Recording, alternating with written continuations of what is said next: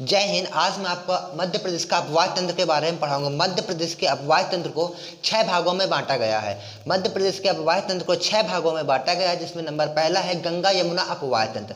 गंगा यमुना अपवाद तंत्र मध्य प्रदेश का सबसे बड़ा अपवाद तंत्र है। क्वेश्चन आता है मध्य प्रदेश का सबसे बड़ा अपवाद तंत्र कौन सा है, तो आपको जवाब देना है मध्य प्रदेश का सबसे बड़ा अपवाद तंत्र गंगा यमुना अपवाद तंत्र है। क्वेश्चन अगर पूछेगा मध्य प्रदेश का दूसरा सबसे बड़ा अपवाद तंत्र कौन सा है, तो मध्य प्रदेश का दूसरा सबसे बड़ा अपवाद तंत्र नर्मदा अपवाद तंत्र है। नंबर पहला कौन सा है, गंगा यमुना अपवाद तंत्र, नंबर दूसरा नर्मदा अपवाद तंत्र। तो आज हम आपको नंबर पहला अपवाद तंत्र यानी कि गंगा यमुना अपवाद तंत्र के बारे में बताने जा रहे हैं। गंगा यमुना अपवाद तंत्र को 3 भागों में बांटा गया है। नंबर पहला यमुना उपतंत्र, नंबर दूसरा टोस उपतंत्र और नंबर तीसरा है सोन उपतंत्र। नंबर पहला है यमुना उपतंत्र, नंबर दूसरा टोस उपतंत्र और नंबर तीसरा सोन उपतंत्र और नंबर सोन। अब यमुना नदी, यमुना उपतंत्र की मुख्य सहायक नदी है। यमुना उपतंत्र की मुख्य नदियां कौन कौन सी, चंबल नदी, सिंधु नदी, बेतवा नदी और केन नदी। चंबल, सिंधु और बेतवा और केन, इन सभी नदियों में से मुख्य नदी है चंबल नदी। तो आज हम आपको गंगा यमुना अपवाद तंत्र के एक उपतंत्र यानी यमुना उपतंत्र की एक नदी चंबल नदी के बारे में डीपली डिस्कस करने जा रहे हैं। तो चलिए स्टार्ट करते हैं अपनी वीडियो को। चंबल नदी, चंबल नदी के सबसे पहले आता है उद्गम। चंबल नदी का उद्गम कहाँ से हुआ है, तो चंबल नदी का उद्गम महू तहसील, कहाँ, महू तहसील के इंदौर जिला, महू तहसील के इंदौर जिला के विंध्याचल पर्वत श्रृंखला के जानापाऊ पर्वत श्रेणी, विंध्याचल पर्वत श्रेणी से जानापाऊ पहाड़ी से उत्पन्न होती है चंबल नदी। अगर पूछ ले एक फिक्स पॉइंट का नाम बताइए, तो फिक्स पॉइंट का नाम चंबल नदी एक वांगचू पॉइंट से उत्पन्न होती देखा जाए तो जानापाऊ पहाड़ी के वांगचू पॉइंट से चंबल नदी उत्पन्न होती है। एक बार फिर से रिपीट, चंबल नदी किस तहसील से उत्पन्न होती है, तो चंबल नदी महू तहसील से उत्पन्न होती है। चंबल नदी किस जिले से उत्पन्न होती है, तो चंबल नदी इंदौर जिले से उत्पन्न होती है। चंबल नदी किस पर्वत श्रृंखला से बहती है, तो चंबल नदी विंध्याचल पर्वत श्रृंखला से बहती है। श्रृंखला का मतलब होता है कुल का बहुत सारे पर्वतों का समूह, बहुत सारे पर्वतों का समूह से एक पहाड़ी है जिसका नाम जानापाऊ पहाड़ी। जानापाऊ पहाड़ी के वांगचू पॉइंट से चंबल नदी उत्पन्न होती है। कहाँ से, वांगचू पॉइंट से उत्पन्न होती है। लेकिन जाके मिलती कहाँ है, तो चंबल नदी का सहायक नदी, चंबल नदी की सहायक नदी यमुना नदी है। चंबल नदी की सहायक नदी हेल्पिंग रिवर कौन सी है, यमुना नदी है। चंबल नदी की सहायक नदी यमुना, जहाँ पास चंबल नदी और यमुना नदी, जिसे आप पिक्चर में देख रहे हैं, चंबल नदी और यमुना नदी जहाँ पास मिलती है वहाँ पास लश्कर के मैदान का निर्माण करती है। वेरी इंपॉर्टेंट टॉपिक है। चंबल नदी और यमुना नदी जहाँ पास मिलती है वहाँ पास लश्कर के मैदान का निर्माण करती है। लश्कर का मैदान कहाँ पाया गया है, लश्कर का मैदान उत्तर प्रदेश के इटावा शहर में पाया गया है। उत्तर प्रदेश के इटावा शहर में पाया गया है। लश्कर का मैदान किन दो नदियों से निर्माण होता है, तो लश्कर का मैदान चंबल नदी और यमुना नदी के मिलने से लश्कर के मैदान बनते हैं। अब आते हैं चंबल नदी की लंबाई। तो चंबल नदी की लंबाई 995 किलोमीटर, लेकिन अभी जो है 965 है। अभी कुछ किताबों में पुरानी किताबों में 995 मिलेगा, लेकिन अभी प्रेजेंट की किताब अगर उठाओगे तो 965 किलोमीटर है। चंबल नदी के अगर हम भूतपूर्व यानी प्राचीन नाम के बारे में बात करें, तो चंबल नदी का प्राचीन नाम चरमावती, कौन था, चरमावती, धर्मावती और कर्मावती।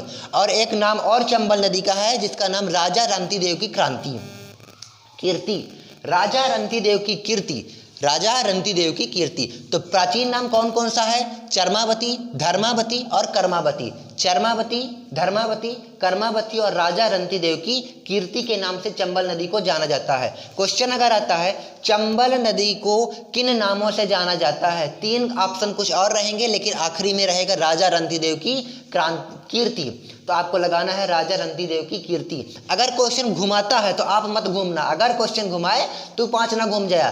काहे ना घूम जाया, काहे कि रउआ का पता नहीं कि राजा रंतिदेव की कीर्ति को किस नाम से जाना गया है, चंबल नदी से। तो क्वेश्चन अगर आएगा कि राजा रंतिदेव की कीर्ति नाम किस नदी को कहा गया है, तो राजा रंतिदेव की कीर्ति चंबल नदी को कहा गया है। अब आते हैं अन्य नाम, इसके अन्य नाम कौन कौन से हैं? इसके एक अन्य नाम है पश्चिम मध्य प्रदेश की जीवन रेखा। पश्चिमी मध्य प्रदेश की जीवन रेखा किसे कहा गया है? तो पश्चिमी मध्य प्रदेश की जीवन रेखा चंबल नदी को कहा गया है। इसे यानी इसे किसे? चरमावती नदी को। चरमावती यानी किसे? कर्मावती। कर्मावती यानी किसे? चंबल नदी यारो चंबल नदी, चंबल नदी यारो चंबल नदी। पुराणों में यानी महाभारत काल में, महाभारत काल में चंबल नदी को पूर्ण नदी के नाम से, पूर्णा नदी के नाम से जाना जाता है। क्वेश्चन अगर आएगा चंबल नदी को महाभारत में किस नाम से जाना जाता है? तो चंबल नदी को महाभारत में पूर्णा नाम से जाना जाता है। अब आते हैं चंबल नदी की सहायक नदियां कौन कौन सी हैं? तो चंबल नदी की सहायक नदी है सिंधु नदी, पार्वती नदी, क्षिप्रा नदी, क्वारी नदी। काली सिंधु नदी, क्षिप्रा नदी, पार्वती नदी और क्वारी नदी। चंबल नदी में सबसे ज्यादा मृदा अपरदन होता है। चंबल नदी में सबसे ज्यादा क्या होता है? मृदा अपरदन होता है। चंबल नदी में सबसे ज्यादा मृदा अपरदन होता है। अब कैसे होता है? देखिए जैसे नदी है, जैसे नदी है, आप पिक्चर में देख रहे हैं चंबल नदी, जैसे पिक्चर में नदी दिखाई दे रही है, इस चंबल नदी के अगल बगल काली मृदा पाई गई है।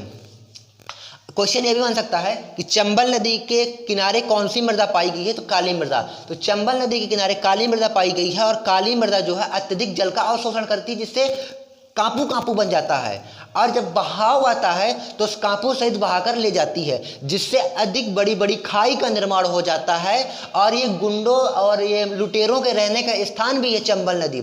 लुटेरों के रहने का स्थान कौन सा है? चंबल नदी है। क्योंकि जब बाढ़ का समय आता है तो नदियां मृदाओं को अपरदन कर कर ले जाती हैं और बहुत बड़ी खाई, बड़ी बड़ी खाई का निर्माण करती हैं। और जब खाई का निर्माण हो जाता है तो वहां पास कुछ लुटेरे, डाकू, डकैत सब आकर रुकने लगते हैं और जैन को आवे उनकी जेब काट लेते हैं, जैन को आवे उनके जेब काटते हैं। यानी डाकुओं के रहने का स्थान कौन देती है?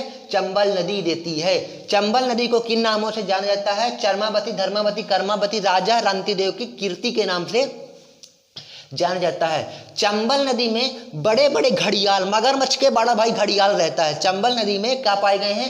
बड़े बड़े घड़ियाल पाए गए हैं। हमने आपको बताया कि चंबल नदी में सबसे ज्यादा मृदा का अपरदन होता है। मृदा का अपरदन होता है, मृदा का क्षय होता है, मृदा का कटाव होता है। तो इन सब की समस्याओं को रोकने के लिए सबसे पहले केंद्र सरकार ने 1971 में, सर्वप्रथम केंद्र सरकार ने 1971 में बीहड़ सुधार परियोजना चलाई थी। बीहड़ सुधार परियोजना सर्वप्रथम 1971 में चलाई गई थी। किस नदी पर? चंबल नदी पर। काहे चलाई गई रही है? काहे कि देखा पानी, जैसे बरसात का मौसम आया, नदी उफान मारी और मृदा को बहाकर ले गई। इसको रोकने के लिए केंद्र सरकार ने वृक्ष लगा दिया। काहे लगा दिया? जैसे कि वृक्ष मिट्टी के कटाव को रोकते हैं, मिट्टी को गठियाए रहते हैं, बांधे रखते हैं। तो ये सब परियोजनाएं थी। कब चालू की गई थी? 1971 में चालू की गई थी। चंबल नदी को सर्वेक्षण करता, चंबल नदी के सर्वेक्षण करता, चंबल नदी के सर्वेक्षण करता विष्णु श्रीधर वाकणकर हैं। विष्णु श्रीधर वाकणकर हैं। विष्णु श्रीधर वाकणकर का जन्म नीमच में हुआ है। कहाँ हुआ है? नीमच में हुआ है। जल विद्युत परियोजना यानी कि सबसे पहले जल विद्युत परियोजना चंबल नदी पर ही बनाई गई है। क्वेश्चन आएगा सबसे पहले जल विद्युत परियोजना कहाँ बनाई गई है? तो सबसे पहली जल विद्युत परियोजना चंबल नदी पर बनाई गई है। अब चंबल नदी यानी कि जल विद्युत परियोजना यानी कि टरबाइन को घुमा करके, टरबाइन को घुमा करके विद्युत उत्पन्न की जाती रही सबसे पहले। किस नदी पर? चंबल नदी पर। अगर यहीं पास अगर आ जाए, जल को हटा करके विद्युत परियोजना सबसे पहले कहाँ उत्पन्न की गई थी? केवल अगर आपको जल हटा दिया, अगर आपने जल हटा दिया तो क्वेश्चन का जवाब गलत हो जाएगा, यानी आंसर चंबल फिर नहीं आएगा। विद्युत परियोजना चांदनी ताप विद्युत केंद्र सरकार नेफा नगर बुरहानपुर में चलाई गई थी। यानी कि ताप विद्युत परियोजना, जल को हटा करके क्या आ जाएगा? ताप आएगा। तो ताप विद्युत परियोजना नेपा नगर बुरहानपुर में चलाई गई थी। इसका नाम चांदनी ताप विद्युत परियोजना, इसका नाम क्या था? चांदनी ताप विद्युत परियोजना। अगर ताप आ जाए, लेकिन अगर जल आता है जल विद्युत परियोजना, तो जल विद्युत परियोजना चंबल नदी में बनाई गई थी। लेकिन जल की जगह क्या आ जाए? ताप आ जाए। ताप का मतलब कोयला से विद्युत कहाँ उत्पन्न होती है? तो कोयला से विद्युत बुरहानपुर जिले के नेपा नगर में, कहाँ? नेपा नगर में बुरहानपुर जिले से कोयला से उत्पन्न होती है। लेकिन चंबल नदी में पहले जल परियोजना यानी कि टरबाइन को घुमा करके विद्युत उत्पन्न की जाती रही है। अब आते हैं चंबल नदी के जलप्रपात। चंबल नदी में कौन कौन से जलप्रपात हैं विश्वविख्यात जिसे बोलते हैं, यानी कि बहुत जाना माना। तो आता है बहुत जाना माना में पाताल पानी। कौन पानी? पाताल पानी। पाताल पानी जो है चंबल नदी से उत्पन्न होता है। पाताल पानी एक झरना टाइप में, जिसे आप पिक्चर में देख रहे हो, झरना टाइप में है। तो पाताल पानी कहाँ से उत्पन्न हुआ? तो पाताल पानी इंदौर जिला के महू तहसील से बह रहा है। पाताल पानी किस नदी पर बनाया गया है? तो पाताल पानी चंबल नदी पर बनाया गया है। अगर घर से लड़के आओ हुई एग्जामिनर घर से लड़के आओ हुई तो ऑप्शन में चंबल नदी न डालेगा, चंबल नदी न डालेगा। तब क्या करोगे? तब के लिए जवाब आएगा चोरल। चोरल नदी को चंबल नदी कहा जाता है, लेकिन मेरा मानना है कि चोरल अलग है और चंबल अलग है। लेकिन ऑप्शन में अगर चंबल ना दे तब आपको लगाना है चोरल। अगर चोरल दिया है, चंबल दिए तो आपको चंबल लगाना है। दोनों अगर साथ में आ गया तो चंबल लगाना है, नहीं तो दो में से कोई एक आएगा। पाताल पानी कहाँ से बह रहा है? इंदौर जिला के महू तहसील से। इंदौर जिला के महू तहसील से पाताल पानी किस नदी के कारण बना हुआ? तो पाताल पानी एक जलप्रपात है, यानी कि झरना है जो चंबल नदी पर बनता है। और चंबल नदी ऑप्शन में ना दे तो आपको चोरल नदी को देना ही पड़ेगा उसको। अगर दोनों दे रहा है तो फिर आपको चंबल सही मानना पड़ेगा। दूसरा आता है चूलिया जलप्रपात। दूसरा आता है चूलिया जलप्रपात। तो चूलिया जलप्रपात कहाँ है? चूलिया जलप्रपात मंदसौर जिला। कहाँ है चूलिया जलप्रपात? मंदसौर जिला में है। और चूलिया जलप्रपात की ऊंचाई 18 मीटर है। ये खासकर नोट कर लें, चूलिया जलप्रपात की ऊंचाई कितनी है? तो 18 मीटर है। चंबल नदी आप जैसा कि चित्र में देख रहे हैं, चंबल नदी, चंबल माता के दो पुत्र दिखाए गए। एक चंबल मूर्ति है, नहीं, चंबल मूर्ति के एक लड़का जो चिपका हुआ है, यानी कि वो मध्य प्रदेश है, और जो मुंह ऊपर की ओर किया हुआ है उसका नाम राजस्थान है। तो क्वेश्चन आता है चंबल माता के कितने पुत्र हैं? तो चंबल माता के दो पुत्र हैं। कौन कौन से? मध्य प्रदेश और राजस्थान। मध्य प्रदेश से चंबल नदी बहती है, इसलिए चिपका हुआ दिखाया गया है। और राजस्थान को एक दूसरा लड़का जो सिर ऊपर की ओर किए हुए है, इसका मतलब मध्य प्रदेश से चिपकी हुई है। मध्य प्रदेश से चिपका हुआ है चंबल नदी, यानी बहती है, लेकिन बहकर जाती कहाँ है? तो राजस्थान में जाती है, इसलिए राजस्थान को एक लड़का दिखाया गया जो ऊपर की ओर मुंह किया हुआ है। भारत की सबसे कम प्रदूषित नदी कौन सी है? भारत की सबसे कम प्रदूषित नदी चंबल नदी है। भारत की सबसे कम प्रदूषित नदी चंबल नदी है, ये तो बता चुका। ताप विद्युत परियोजना चांदनी ताप विद्युत केंद्र कहाँ है? तो चांदनी ताप विद्युत केंद्र नेफानगर बुरहानपुर जिले में। नेफानगर एक स्थान है, बुरहानपुर एक जिला है। बुरहानपुर के जिले में नेफानगर में चांदनी ताप विद्युत केंद्र है, जहाँ पर से कोयला से विद्युत सर्वप्रथम बनना प्रारंभ हुई थी। अब आते हैं आगे, चंबल नदी घाटी में कौन कौन सी परियोजनाएं बनाई गई हैं। अब चंबल नदी की परियोजनाएं, यानी कि घाटियों में कौन कौन सी बांध बनाए गए हैं उसके बारे में चर्चा करते हैं। तो चंबल नदी घाटी में पहला बांध आता है गांधी सागर परियोजना। गांधी सागर परियोजना यह पहला जल विद्युत परियोजना है। गांधी सागर परियोजना पहला जल विद्युत परियोजना, यानी कि पहली बार टरबाइन घुमाकर विद्युत कहाँ से उत्पन्न की गई है? तो गांधी सागर परियोजना में सबसे पहली बार टरबाइन घुमाकर के विद्युत उत्पन्न की गई थी। इसकी नींव, गांधी सागर परियोजना की नींव 1954 में रखी गई थी। नींव कब रखी गई थी ये भी बताऊं? 1954 में। किसने की नींव रखी थी? पंडित जवाहरलाल नेहरू ने इसकी नींव रखी थी। अब आते हैं इसका आरंभ। तो इस नींव का आरंभ हुआ था, यानी गांधी सागर परियोजना का आरंभ कब हुआ था? तो 19 नवंबर 1960 में गांधी सागर परियोजना का आरंभ हुआ था। चंबल नदी पर बनाया गया यह बांध है, यह डैम है गांधी सागर परियोजना। इसमें जब विद्युत बनाई गई पहली बार तो कितने मेगावाट उत्पन्न हुआ? यानी कि 115 मेगावाट विद्युत क्षमता उत्पन्न हुई, यानी विद्युत क्षमता कितनी हुई? 115 मेगावाट। और नंबर दूसरा है राणा प्रताप सागर परियोजना। राणा प्रताप सागर परियोजना, राणा